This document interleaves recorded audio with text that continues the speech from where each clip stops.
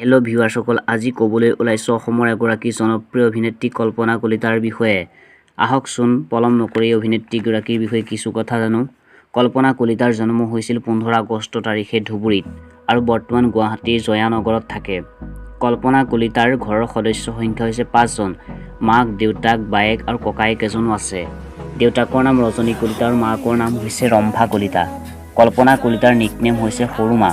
কল্পনা Kalita weight আৰু হাইটৰ কথা ক'বলৈ গ'লে হাইট হৈছে 5.5 আৰু ৱেট হৈছে 56 কেজি।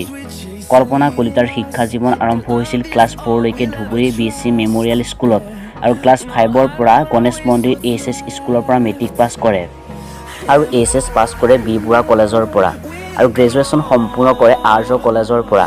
কল্পনা কলিতা সৰুতে এগৰাকী ছিংগাৰ আছিল। কল্পনা কলিতাই নাটকৰ পৰা অভিনয় জগতলৈ আহে। কল্পনা কলিতাই কেইবাখনো থিয়েটাৰ কৰিছে আৰু কেইবাখনো চিনেমাত অভিনয় কৰিছে আৰু বৰ্তমান ৰং চেনেলত সম্প্ৰচাৰিত হ'ব লগা নীলাঞ্জনা ধাৰাবাহিকখনত অভিনয় কৰিছে। বন্ধুসকল, আজিৰ ভিডিঅ'টো ইমানেই আছিল। যদি চাই ভাল পালে তেনেহ'লে লাইক, কমেণ্ট, শ্বেয়াৰ কৰিবলৈ নাপাহৰিব আৰু লগতে চেনেলটো ছাবস্ক্ৰাইব কৰি দিব। ধন্যবাদ।